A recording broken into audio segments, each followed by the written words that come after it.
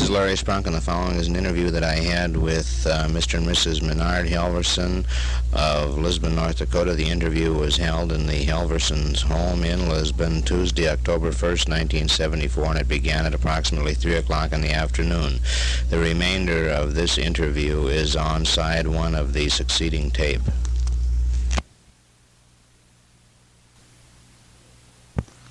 I was born and raised over by Enderlin, so I'm getting back into home country now. Well, of course, as far as Lisbon is concerned, our main street was the outhouse and that Buckeye building was there, and the one on the corner of the Hamilton building has been built since then. And the business that I was in that was a new store. That whole block is all new, but the First National Bank on the corner where the insurance company was. And that used to be the First National Bank. Otherwise, most of the shacks on Main Street have been replaced. Yeah. There was businesses there, but there were old buildings there. But they've been all replaced with new buildings. Some of them have been torn down now. There was some McNally building, it was about, let's say, 90 years old. That's been torn down now. But it's next to the Rig House store there. And we have, of course, the courthouse and all modern. Our first school, I noticed you say, in Roosevelt's building program, our first school was built on that WAP program. Had quite a lot to do with that. I furnished all materials. I was in Harvard. One way we pulled through the Depression. But, and then you go along and you talk about your livestock, for instance, or say, for instance, politics. When they started the Nonpartisan League, you see our farmers outnumbered the businessmen in the state 2-1. And that's how they got so strong. You see, they got this farm organization. They got all the farmers to join this Nonpartisan League, and they licked us 2-1. Because of that fact. Now, right here in our own county, for instance, we have 11,000 people, and 5 routes out of Lisbon, and there was 135 customers on every route. So you can see where they made their progress. And it was part of the whole thing it was pretty much socialistic. So that's the thing that kind of had us back to the wall. We just outnumbered. And actually we just almost had riots in town. You know, they come in for the group meetings and they just want to tear the business apart. But we finally overcome that and went along with them. And from that organization of the Nonpartisan League, that's now what we call the Farmers Union. It's developed back to the Farmers Union. And we get along fine and are doing business weekly now. And now we can speak to each other. Let me get your personal history and your family histories, and then we can get into all of the family history. We came here in 1905, and as father bought a farm. He was on the farm now until we went to high school here in Lisbon, and it was 2.5 miles out, 3 miles. And we walked every day. We didn't take a bus. We used our 2 feet. And then in 1911, or 1918, 1911, as kids we joined the National Guard. We had the National Guard. And then you go on to the First World War. Well, we were called out in 1916. Why did your family come to North Dakota originally? Well, they were in Iowa, and Dad traded his store business there for a farm up in North Dakota. And that's how we came here. Did you have relatives that had already come up to North Dakota? No, we were the only, we have no relatives in this country at all. We're the only Halverson, that is, Dad was the only boy in the family, had his sisters, but we have no relatives here at all. We're just lone wolves. The rest of them are down on the highway But you in didn't Wisconsin. you did mention that your grandfather came over to this country, and your father, was your father born? No, father was 3 years old. When he came, your father was born over in Norway. And of course, mother and dad, they lived to be, dad was 96 and mother was 94 when they passed away. So their memories were good. Were you born in Iowa? No, I was born in Minnesota. And there was 5 of us girls born there. And the girls were born in Wisconsin and Iowa. Went from Minnesota to Wisconsin, Wisconsin to Iowa, and Iowa to North Dakota. You came to Lisbon in 19... How old were you then? Well, in 1892, you can figure it out. 13. Yeah. What did you think, Minard, when you came to Lisbon? Did you feel like you were going to the end of the world? Or? No, I enjoyed it here. It was the first day I walked up the street, I got kicked off the sidewalk. Boardwalk. Yeah, boardwalk. The walks were up that high off the street. And I was walking along there, a new kid coming to town. And another guy shoved me off the walk. We got acquitted, and next year buddies, they made the town. Is that the treatment that the new kid in town got shoved off the sidewalk? Yeah, we used to have, down through Main Street here, there used to be a creek that run right down behind where the Otter Tail Power Company is now. Yeah. There was a byway that run through there, and then that was eventually filled in, and the Main River then went down to Main Channel. And there was a wooden bridge over the street there. So. And that was elevated quite a ways off the... That was then filled in over the years. But as far as, I enjoyed North Dakota. When we lived on the farm, we never thought about whether we got a horse to town. If we wanted to go skating or walk, we walked to school every morning, 2.25 miles, just take cross country. Yeah. And thought nothing of it, walk home in the evening. If the men, Dad was in the field with his plow and he had to get his work done. In the severe winter, of course, we would drive the bobsleigh in. But then there was many days in wintertime that we walked if the weather was nice. And if we wanted to go skating, we used to have pretty good skating. I didn't fuss with a horse. I walked in and skated all afternoon and walked home again. Yeah. But in this day and age, you don't find people doing that. No, you sure don't. You don't find them walking, driving from their house downtown. No. I wanted to ask you, was Lisbon a pretty bustling community when you got here? Yes, it was. Lisbon was about 1,700 people when we arrived here. And then back in, after the First World War, after we got back from France, I met Mr. Wickstrom on the train coming home. And he said, I'd like to have you to work for me. And I said, well, I will under one condition. I said, what is that? And I said, well, I want to sleep for 30 days. I've been kicked out so much now in the Army that I want just to sleep 30 days. Well, I got tired of sleeping after about 10 days and I went to work for him. And then Mr. Wickstrom was quite a blues fighter, and he died on the street in Fargo. He was pretty wealthy too, but he just bled him to death, you might say. Then another fellow I took the store over, and named that into Lisbon Hardware, and I run that up until 1959, I think it was, and then I recommended, said, do you want to sell the place? And I sold it. Let me catch up on your wife now. Your family came in... My father's parents were born in Sweden, and they came to this country and they settled in Dakota, Minnesota. And then they moved to Lisbon. My grandfather was tailor. And they came when my father was 9 years old.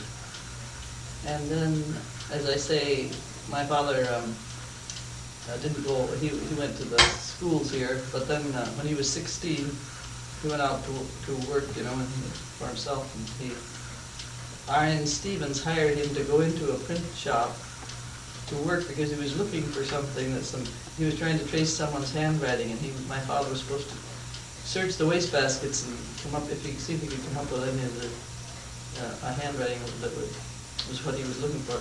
So my father was the printer's devil in this print shop, and from there he became a printer. And he worked when he was older, he worked in Fargo, and then he went to this Wells County, and then he came back to Lisbon and worked for Mr. Crocker. And then he bought the Ramsey County Gazette and owned it from 1903 until 1911. And then he... What was your dad's name? Bachman. Charles Bachman. He's written up in this book too, tells all about him. And then while he was in Wells County, at Fessenden, in this print shop, he was working for Mr. Stickley. And then my mother was the governess for the banker's children there. My mother was a fine musician and teacher and taught piano for years, and for many years she taught school before she went up to Fessenden. And the banker was the bicycle family, and she stayed with them. Then she met my father, and they were married, and then they moved back here to Lisbon, and he bought the Ransom County Gazette. But your mother was...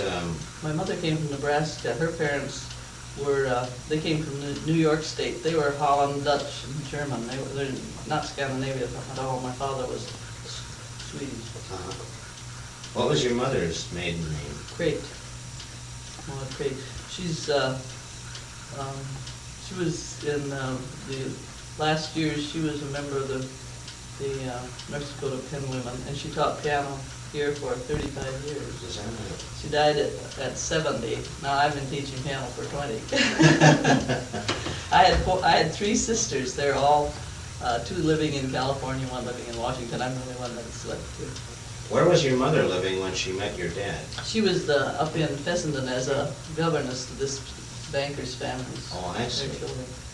And then your dad went up there to work as a printer. My father was already there working for Mr. Stickley in Fessenden, so then they married, and then he moved back here where his folks lived and bought the Ransom County Gazette.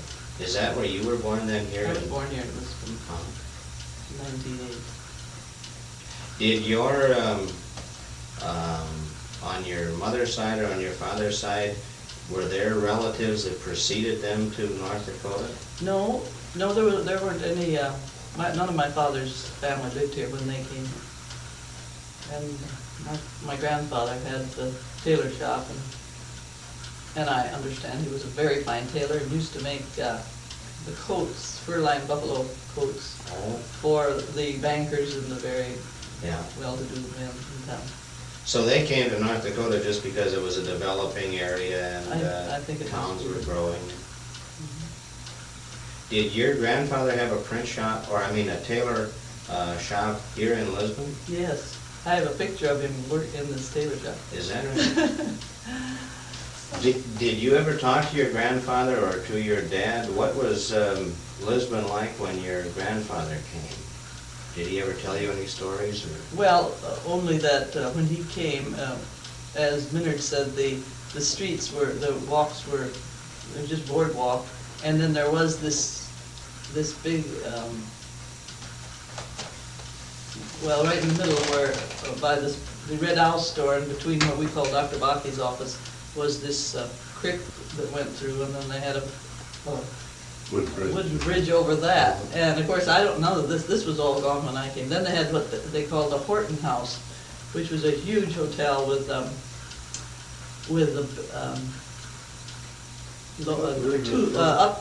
upper balcony and a lower balcony on the outside with the men used to sit. Oh, is that right?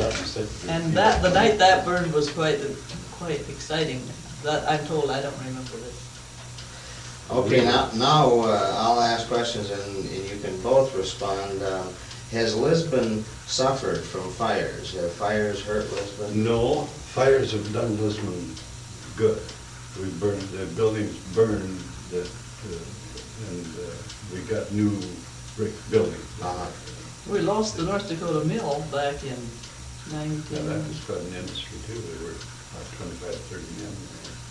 And made a great mill for the flour. What year was that? Oh, I don't know, I suppose in some of our papers there. Well, Anyhow, it was when I was still a youngster. I was working for Wickstrom at the time, so it must have been in 1921, 22. But the farmers' union, and or the farmers' Nonpartisan League had bought the mill from the Bemmels Milling Company. Burned after they took over. I was working for Wickstrom about that time, so did in 1922, because I know I laid on my stomach shooting water up at the thing because it was so hot you couldn't face it. Yeah. But, Historically, has this area been a milling area? I know there used to be one out at Fort Ransom. well, that was just a small mill too. Uh-huh. It was never a milling industry. That is, Lisbon had quite a mill at the time. They shipped most of their Bemmels when they were there. Most of their flour went to Canada. In fact, one of the Bemmel boys was on a trip up there selling flour and using the river and was killed. So most of their flour, you see, they always say Pittsburgh is the flour capital of the world. But they sold their flour in Canada. Who started the mill? That was started by Hans Sorensen. And then the Bemmels took it over. And it was started back in the 80s, 90s? It must have been, it was there on weekly here, and it was a booming business. They have you don't know the location there, but over across on the, what we call the new addition to Lisbon on the east side, used to be a north route there. Well, they come around that corner and then you run along the tracks, and they had a spur from the tracks down to the mill to roll this flour out. Was the mill water powered? It was water powered from April 1st till November 1st. Our river was that good in those days. It was clear, clean. Now it's a mud hole. Yeah. And of course, that all comes from the rains and the erosion. Feedlots. Yeah. And the average farmer along the river is very good about not throwing anything into it. Uh-huh. But it's just what runs off the big heavy rains. You get a 3, 4, 5 inch rain, you know, and Yeah. it takes everything.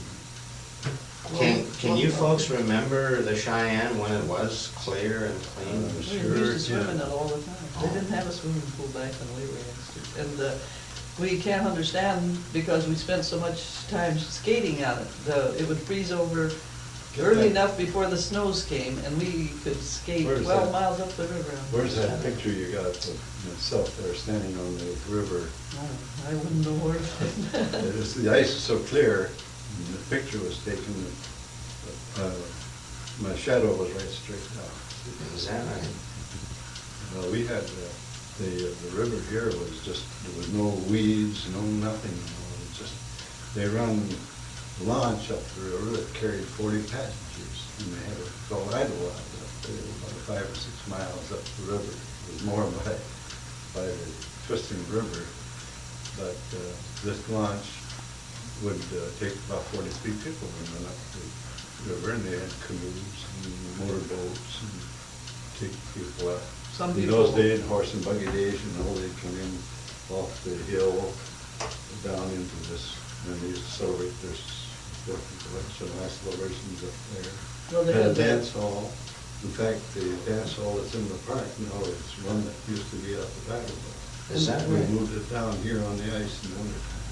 And some of the families would go up there and take tents and stay for a week, you know, just sort of a resort. Is that area. right? It was a nice spot. But that's now been, you know, all trees been cut off. Yeah. How long did that That practice of the excursion boat up to Well, Iowa? that run 5, 6 years. It was right during the First World War. 1915, 16, 17, 18, and 19. 20 or 20, 20, 19, 20, 19. Well, 1917, we had a storm here. That's when or 1916, we had a storm and the National Guard was called out. And in fact, they were called out for federal service. And they were here, and we had a storm come through and went off southeast and wrecked all the barns, and people were caught in under the buildings, and these fellows went out and got them out of there. The only casualty we had was a neighbor of ours. One of the boys got his leg in between 2 timbers, and we had to treat. In fact, I hauled him to town. Was that a summer rainstorm, tornado? Yeah, there's a Tornado. tornado, yeah. It's in July. Why Minard remembers it right at this time, I'm sure, is because Idlewild was operating then, and many people were at Idlewild, and many people hurried home, you know, and I remember that the neighbors had taken us. We didn't own a car, but they took us up there, and then we started for home, and this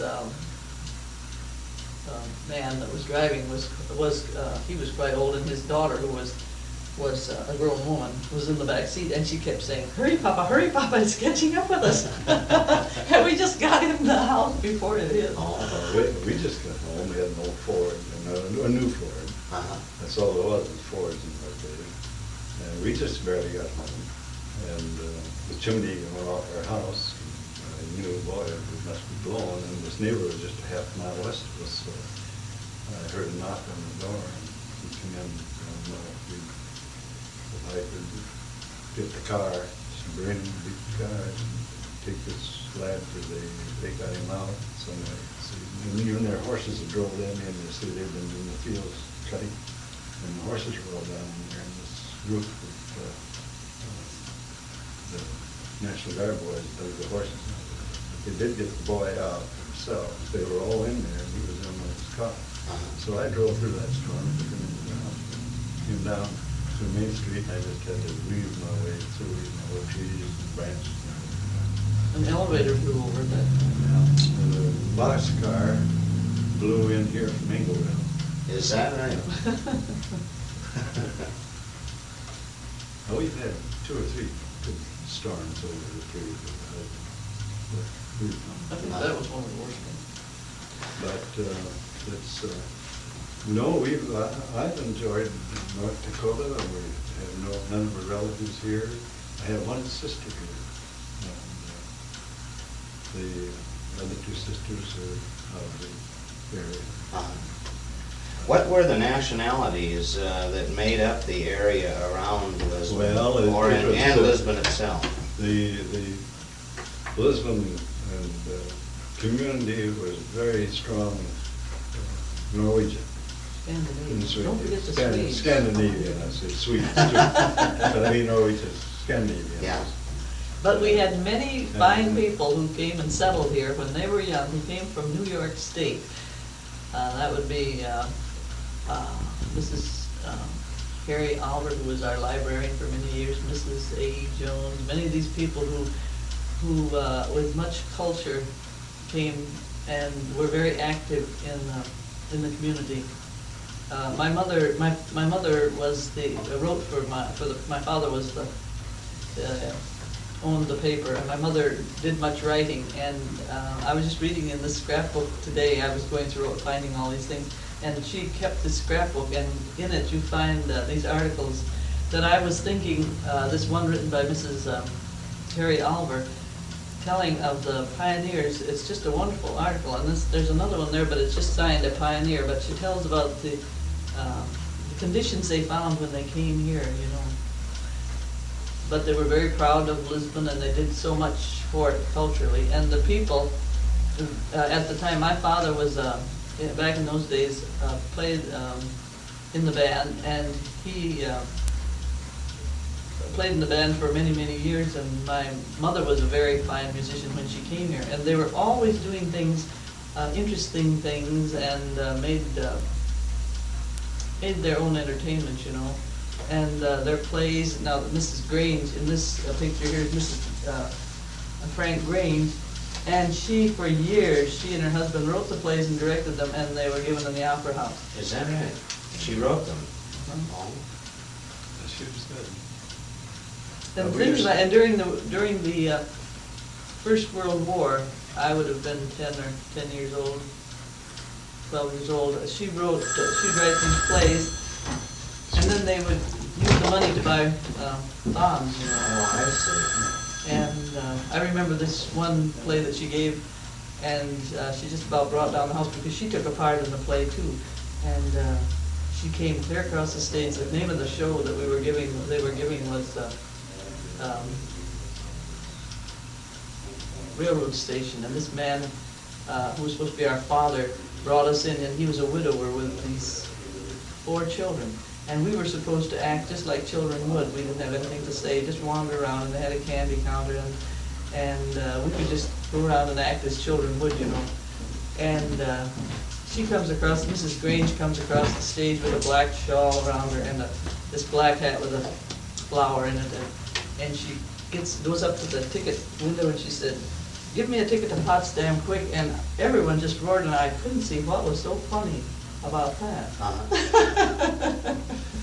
Potsdam. Potsdam quick.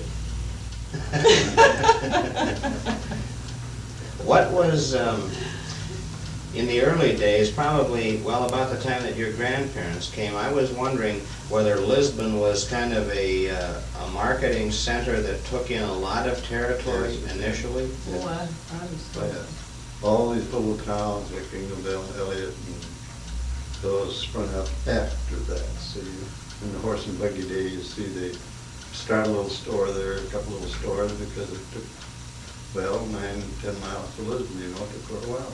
Yeah. So then the railroad came through in 1882, right, and the little town of Buttsville up here, and Elliott and Ingledale. Fort Ransom never did have a railroad. It was quite a little town at that. It was, Fort Ransom had 2 big general stores, we called them at that time, handled everything from soup to nuts. But of course, here, like I say, our community here, for instance, in Lisbon, we had a big farm trade. They were on a quarter section or a half section. There was no big 3-4 section farms at that time. Yeah. And but we had I had when I went into business to go with my boss to business, I had a very good business. And of course, then when I took over in 27, and they went through the Depression, that was something. Yeah. I carried through 5 men, but I got every government job that came along, you know, worked it so that we didn't have to bid on this stuff, but they just needed it right now, emergency, you see. Yeah. And that's what kept me going, like on the school and on various things, like they developed the Sandhill project out there, this cattle deal that they have, you know, and pastures out there in the cloud area. I got all that business. And in fact, when WPA started, I got tipped off by my cousin that was coming out of Thompson Company, Mr. Higgins, that this certain WPA project was coming up. And he said, order out wheelbarrows and lanterns and red bulbs and everything pertaining to digging. He says, order it out. And I said, well, who's going to pay for it? He said, well, we're not worrying about that.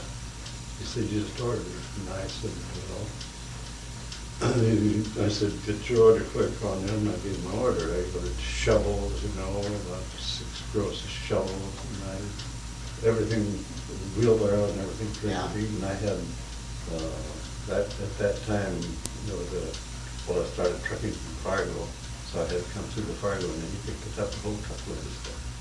Well, when this thing broke then, you have all the 36 units. There'd be 3 in Lisbon and then 1 in the townships. All had to have this stuff. And they came down to the store and said, have you shovels? Yes. You got a driller? Yes. Got this? Yes. And they got them all fixed up. And they said, well, how are we going to handle this? It has to be cash. So they grouped the fellows that couldn't pay, of course they were getting $40 a month, you see. Yeah. So most of them bought a shovel and paid the dollars for it. The county needed money, I need them to make out a warrant. But we went through the 34, 5, and 6, and every project came in. I was there with the merchandise. So, and my competitors sit down on their hunches and didn't do anything. So that's the way I pulled myself. When did you come to Lisbon now? I think you said that. I was born here in 1908. Yeah, 1908. And you came in 1905. Can you tell me some more about what people did for social activities and for entertainment in the different seasons of the year? Yes. What you've told me so far is very interesting.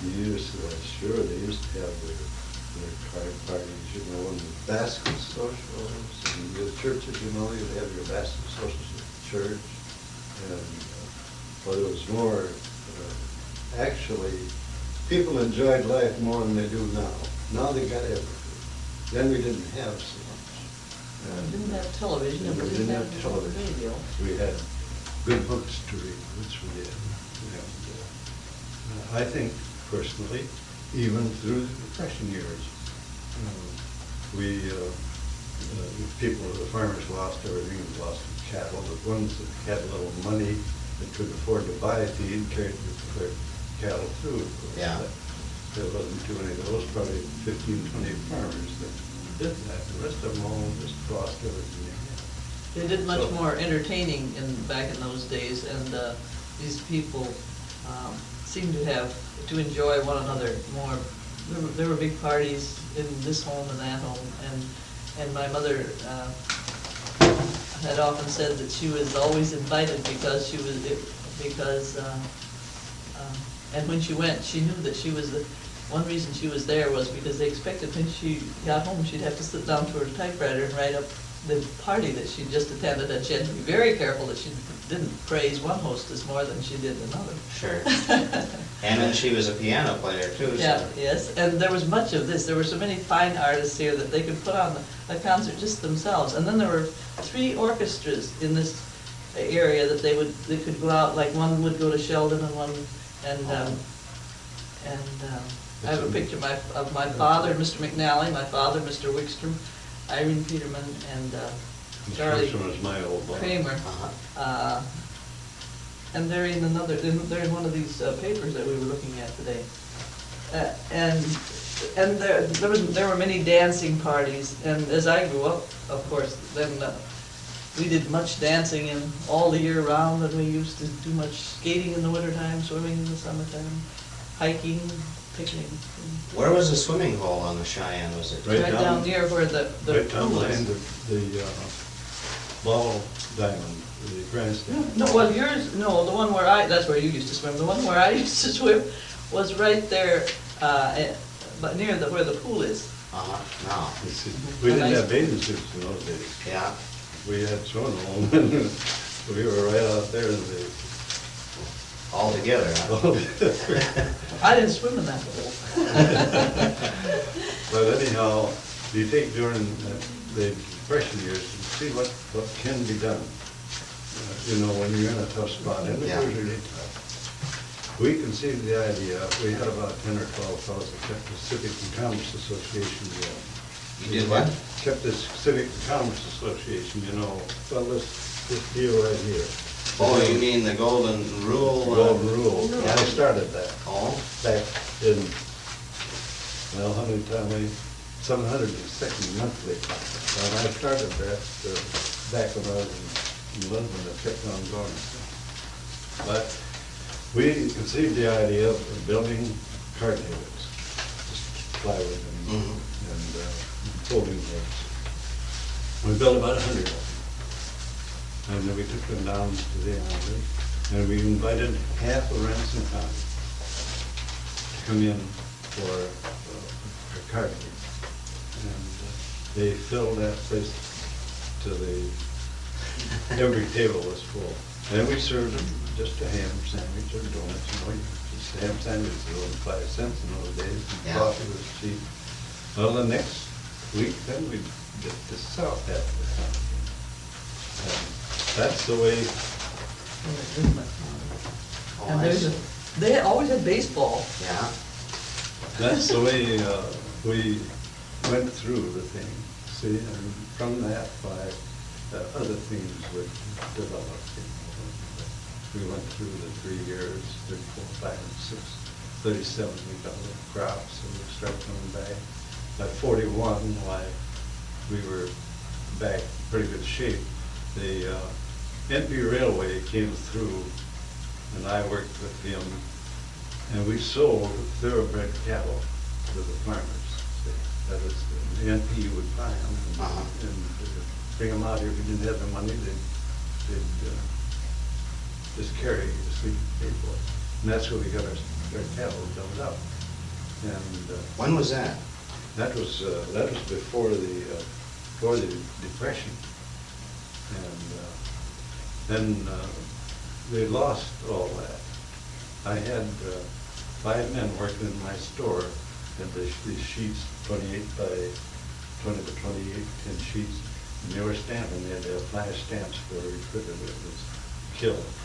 And the better cattle that could be fed up, they come in the store and want to know if I could get canning from carload cans. I got a carload number 3 and number 2 cans from Chicago. And they started in a canning factory to can this meat. And then they stored it down in the building they had for WP, to now get their oranges and all that stuff. And then anybody that didn't have anything could go down and get this canned meat. Where was the canning factory? Canning factory is in the basement of the old armory, and that's gone now. Yeah. And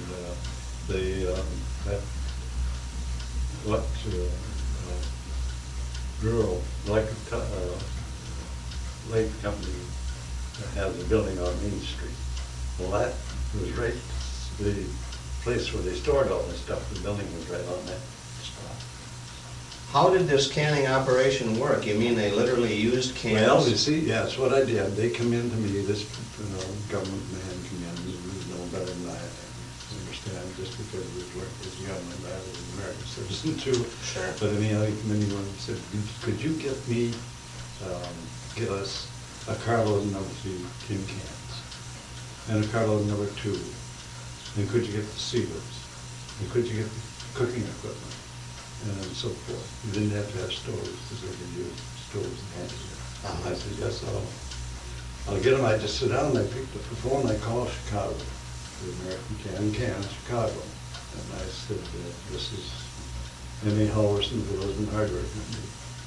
And I would like to get a carload of number 3 cans and a carload of number 2 cans. Do you have them on hand? Yes, we have them on hand. And do you have, I just had the list of canning equipment down there, and I quoted it off. And they said, yes, they had all that stuff. And I said, well, how soon can you get this off? It was on Monday. And freight service was pretty fast in those days. And I said, we'd like to have it so they can go to work on this project on Monday. And he said, well, who's going to pay for it? I said, well, I am. Well, we haven't got your credit rating. I said, well, I don't have any credit rating. I said, I buy from various houses, James Simple Hill, Kelly Howe, Marshall Well. They don't have my credit statement because I haven't got anything. The only thing I do is pay them the bills. And they figure that's the best credit statement I could have. So they shipped it. And inside of 10 days, I had the money and paid them off. But, Well, how did the operation work in the Armory? well, the women did the canning, see, the men would bring this meat in, they butcher the stuff at the slaughterhouse at the river, bring this meat in, and these ladies would cut it up, and cook it in these cookers, and then when it got cooked a certain length of time, they had all the paraphernalia there, all the rules and regulations. Then they fill these cans, take this sealer, seal it, just like the common can today. Is that Just it? like- You're thinking what I'm thinking, could you be sure it would keep? Yeah, right. My wife would be There very was nobody concerned. poisoned, there was nobody poisoned, it was good beef. I know, but I think too. And, Yeah. Were they but, careful, did they know just how to seal well, it? the instructions are all there, and when you seal it, that can has a little rubber seal there, see? And then you just put that in that sealer and just seal them like that. When they cook the meat, would they cook it totally? I mean, Oh, yes, cook it to ready to, all you had to do was open the can and Warm it up. And that was for people who couldn't afford to buy food. where was the slaughterhouse then? Slaughterhouse is up the river about a half mile up from where the park is. Mhm. It's still, still things around there yet. I think the building's. You see that there were two butchers in town, they both had slaughterhouses out there. Oh, Of I course, see. they disposed of their stuff by burning it, Uh-huh. you see. They didn't dump it in the river, Uh-huh. they burned it up. And, But the slaughterhouse was there then before it was used by the Oh, yes. WPA? Oh, yeah. They've had it for yeah. years. Oh. Well, they had, these fellows come in and do the butchering, the farmers, butchered. They all butchered their own, for in those days, like everybody, in the wintertime would butcher the cattle and freeze it, and have it outside frozen, so you got frozen beef. But, I talked to Mrs. Mary Dick over at Anglevale, yeah, and she told me that they used to slaughter, according to her, large numbers of cattle over at Anglevale and burn them. yeah, Was that the same period? yeah, that was the same period. And they not They only used to burned them, bury they dug pits and buried. They just But they were so starved thin, them. we went, there was no feed, no nothing, and they got so that there was, really no cattle at all outside of these few people that could afford to buy food. There was nothing here, the ground was just as bare as Main Street. Yeah. All over, and it was that way for. And the trees 3 lost all their leaves, Oh, right in the middle of summer. that dry? Oh, temperature went up to 113. We didn't have Any rain. Yeah. No rain. Got a little rain in 35, and they had a little crop in 35. And 36 was worse than 34 then. Well, then, from then on, we started another project, which was the boys, for instance. They could buy beef, see, and raise it. And the railroad company would furnish the beef and where they bring it into them. Uh-huh. And that's where we got started back with all this cattle we have out here in this country. The kids that were in the 4-H at that time were the guys that are farming out there today. What year was that done, in 36? No, that was done after 36, 37, 38, 39. Oh, to 40, build up 40, stock we again. built up the stock. In Uh-huh. 41, we were back in good shape. Well, why wasn't the beef that was slaughtered and burned in Anglevale Oh, that was just- or buried, why wasn't that used for? Well, that was so It had thin. gotten too thin. They just took the. They finally got desperate and they thought they shouldn't waste what was left, so they There was cooked some it up. cattle that was good enough to butcher and get some good meat out of Uh-huh. it. But the majority of it was so thin, they just had to kill it and bury it. That was. Was that the only thing that they could do? I mean, I talk to people now and they say that was terrible to. Well, it was, but that's the only thing you can do. Yeah. See, there was. Well, I didn't like- understand what you said about the pieces of tin. You had to have 5 pieces of tin. for- Well, you see, every critter that was killed, the government had to have a tag, county had to have a tag, state had to have a tag. Oh, so you wouldn't eat it? And, no, so that they paid, you understand, they paid so much a head. Oh, I see. Well, if you kill that critter, They paid so much a head for it. So the user had to have one, the state had to have one, the county had to have one, the government had to have one, and the project manager had to have one. Uh-huh. So, and they stamped, there was 120 sheets in one of those boxes. Mhm. And they used 5 of those boxes so you see how many numbers were stamped. And they had 5 men just doing nothing but that for days there. Just, they had stencils and were stamping the numbers. The same number on 5 different. Yeah, you'd have on this sheet, they put 5 numbers here. There was just about enough for 15 numbers, you see, across the top. And they got those numbers in, then they used our tin shears, see, and cut them off. Uh-huh. And, Was this clipped into a critter's ears then? Or? yeah, just cut into the critters' ears. Then when that one. If anybody dug it up and wanted to, you know, think you were getting by with something, why, it would be there, so. Uh-huh. Yeah. sounds like People Nazi don't Germany. realize today what we went through there. No, I was sitting in a restaurant down in Mott or Hettinger when I was interviewing over there and having supper, and there were a bunch of high school kids sitting in there talking about TV shows, and one of the girls said, well, I like the Waltons, but I don't think times were ever that bad. And then I was talking later to an old-timer or a lady, I can't remember whether it was an old fellow or a lady, and they said that the Waltons was a very romanticized version of what the Depression was like. It wasn't nearly that nice. You know? Well, it was rough. It was rough. You see, we have, I was carrying 5 men, and of course I was getting these government projects came through pretty fast. And I didn't rush around at all. I got, well, when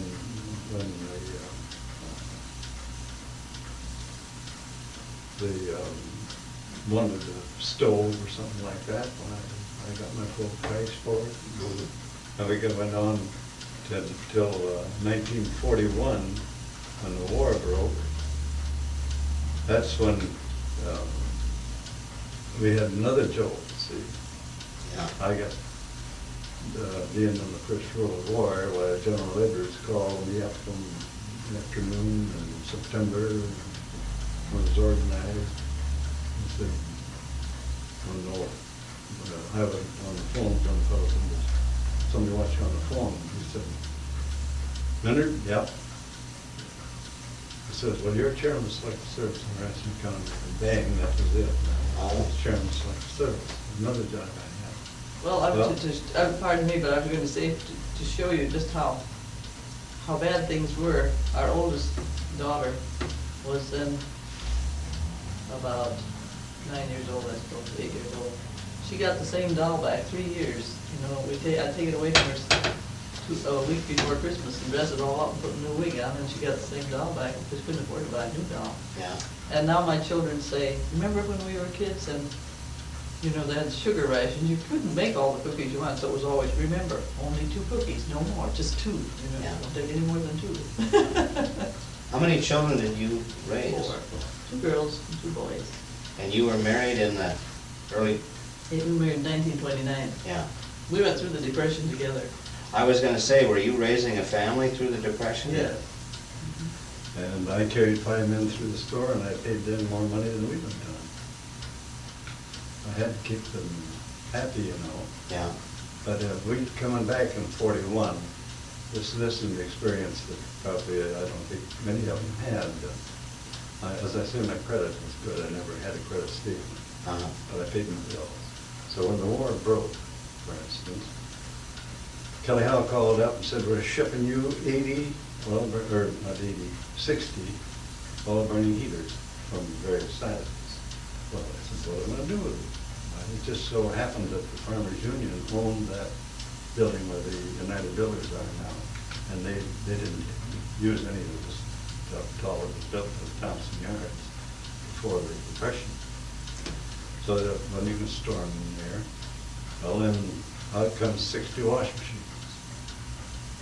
And Monarch people, I had just brought a carload. And they shipped me another carload. So there was 139 cold ranges I had on hand at the store. Well, so happened that. Why were they doing this? Well, the government wanted them to manufacture things for the war, see, and get rid of their stuff. They all went into war production. See. Oh, And I see. all private stuff was off the record. So they shipped it to the customers that they figured would pay the bill. Well, now, you get all those ranges, of course, there was, in oil heaters, there was no electricity or anything in the area at that time. You wouldn't know what to do with them. So, and then engine power washers and electric washers. But these ranges now, for instance, I got rid of those. It didn't make too much profit, about $50 a range. But the fellows went into war industry and went to West Coast, Chicago, Michigan. They'd write back and want to know if I had any, they couldn't get anything to cook on. You know, if I had to go and raise. Yes, did you have one? I said, yes. Well, ship it COD. And they said, all right, ship it COD. So I shipped them all out that way, same with the washing machines. But the oil heaters I couldn't sell because the oil was rationed. So the government then, they started at Wahpeton. They had a school there for veterans, that is for the soldiers, and a couple of other places in the state.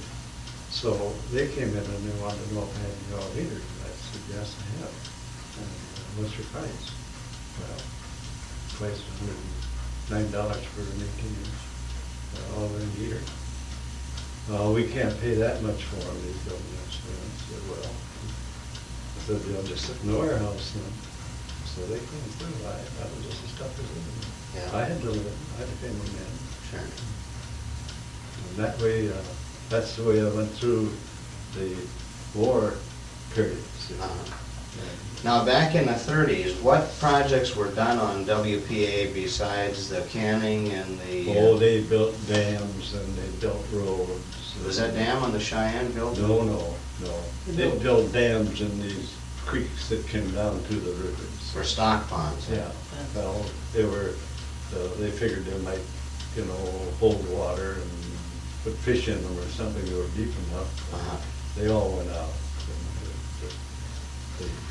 They couldn't put stuff in them. They were just earthen dams. Yeah.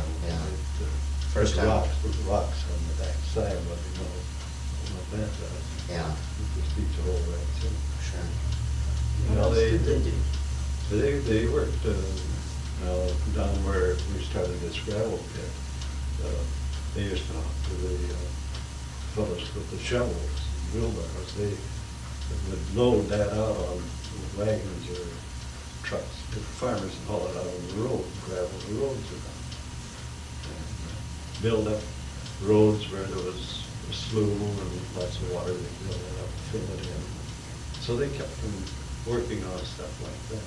Was there any building construction done on WPA, any schools or? Well, no, that was a different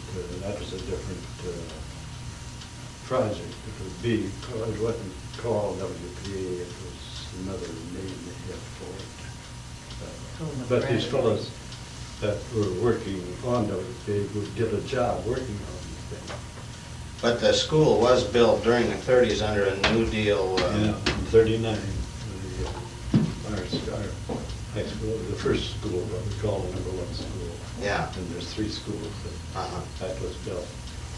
And for government places. Did the WPA and similar projects during the 30s help Lisbon and Ransom County? Oh, yes, it helped. It got people back on their feet so they could pay taxes again. And I was up talking to the commissioners today, for instance, back in 41, or not 51. We had, Ransom County is on 27. and 27 is only 36 miles. It's just a highway. And I had to get that back. They were going to abandon it. It was the only road we had through the center of the country. So I went up there and finally got it to put it back into the road highway system. So we got 27 built into Lisbon. Well, then the county, for instance, they said you built it so far, the commissioner said, we'll take these steps, and then they just ruined that. Now they just got it built, a piece of it now. And if the county commissioners had used their heads, I had it all set up for them. This road that they have now would have been built in 1959, see. We got the other one through in 54. And we could have had a road all the way through. And we wouldn't have spent more money than they spend on this 10 miles now. They said, well, we can take care of it, and it's at least, Sure. They just ruined it, broke the county. Actually, they started building up and the contractor, and they had machinery, had to use county machinery. So, I was up talking about it today, none of them could remember it, they didn't want to admit that they, well, it wasn't this board, but they wouldn't want to admit that the county commissioners were letting them. So, Was Roosevelt a popular president in this area? well, the only reason I could say he was popular is because he was handing out money. He was just yeah, it's, there's a lot of, well, you might say I grew up without anything but, well, when I went in the Army, I was a junior in high school, and then I went back to school after that. There was a must. I had to go back into something, so I went into the store and went to work and finally got it. But I got a good education in agribusiness.